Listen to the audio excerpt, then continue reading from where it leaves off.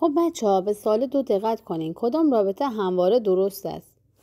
قدر مطلق A2 گفته با A2 مساویه. ببین هر عددی که به توان 2 برسه مثبت میشه. بذار اینو زوم کنم اینطوری بگم، میخوام رو صفحه بنویسم. خب ببین هر عددی به توان 2 برسه چیه؟ مثبته.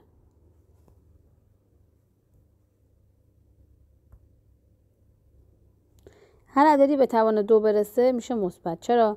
5 به توان 2 هم میشه مثبت 25. الان اگه منفی 5 هم بود باز به توان 2 میشد منفی 5 ضرب در منفی 5 بازم میشد مثبت 25. پس هر عددی به توان زوج برسه، کلا 2 4 6 8 10 اینا برسه مثبت میشه. پس تا اینجا من هر عددی به توان 2 دارم مثبت. خب من قدر مطلق A2 هم بگه این که خودش مثبته، قدر مطلق یه عدد مثبت هم چی میشه؟ مثبت میشه. خب پس هر دو تا مثبت شده، این همیشه مساویه. پس اگر من یه عددی رو به توان 2 برسونم و اینکه اونو بعدش قدر مطلقم بگیرم بازم همونه. متوجه شدی؟ مثال بزنم براتون، میخوای بیشتر مثال بزنم اینو اوکی بشین. ببین 5 به توان 2 میشه، مثلا منفی بگیرم، منفی سوژه تره اینجا دیگه. منفی 3 به توان 2 میشه مثبت 9. منفی 3 به توان 2 برسه این تو مثبت 9. قدر مطلق مثبت 9 هم بازم همون مثبت 9. اوکیه؟ پس مثبت 9 با مثبت 9 مساویه. همیشه باید مساوی در بیاد دیگه.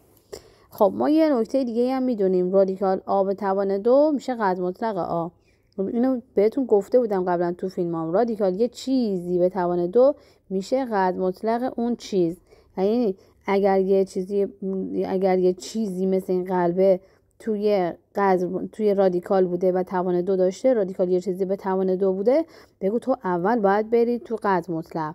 اگر مثبت بودی خودت بیاد بیرون، اگر منفی بودی قرینت بیاد بیرون. متوجه شدی؟ اگه مثبت خودش میاد بیرون، اگه منفی باشه قرینش میاد بیرون. پس گام اولش اینه که بره داخل قدر مطلق. نمیتونه A به توان 2 وقتی رادیکال داره باید به داخل قدر مطلق A، نمیشه آی خالی بیاد. پس این چیه؟ غلطه. همواره مثبتش که همین اولیه بود، ما اینو حساب کردیم و تموم شد. بعد حالا بریم این قسمتش رو نگاه کنیم. من اینم تو فیلمام به شما گفته بودم. ببینین گفته بودم که من اگه یه مسیری رو تیکه تیکه برم کرایم بیشتره تا اینکه یه سره بخوام برم. تو بخوای مثلا از تهران بری به مشهد، اگه یه سره بری با تهران تا مشهد با اتوبوس یه سره بری کرایت بیشتره یا نه تیکه تیکه هی بری پیاده شی یه شهر دیگه دوباره بری پیاده شی یه شهر دیگه، تیکه تیکه بری کرایت بیشتر میشه، جمع کرایت بیشتر میشه، یا اینکه یه سره بخوای بری معلومه بخوام تیکه تیکه برم بیشتر در میاد. پس یادت باشه قدر مطلق A به اضافه B همیشه کوچیکتر مساویه با قدر مطلق A به اضافه قدر مطلق B. میخوای اینو براتون مثال بزنم؟ قبلا تو مثالام گفتم، فکر کنم زیاد وقتشو الان نگیریم بهتر باشه. پس اینو یادتون بمونه. پس مساوی گفته میشه. ببین مساوی هم میشه یه زمانی، اما بقیه جاها جواب تیکه تیکه بخوایم جمع کنیم بیشتر از اون وریه در میاد. تا اینجا اوکیه؟ مجبوریم بگیم بله دیگه. خب اینم از این. پس اینم چی شد؟ غلط شد. چرا؟ چون فقط مساویشو گفته، نگفته کوچیک‌تر مساوی. خب پس اینم نشد، اینم غلطه.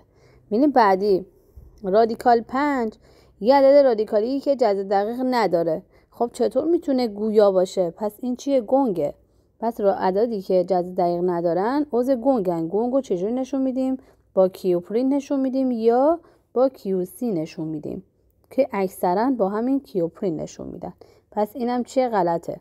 پس گزینه اول ما که همون گزینه‌ای بود که اینجا الان نمیاد، اون گزینه است که درسته.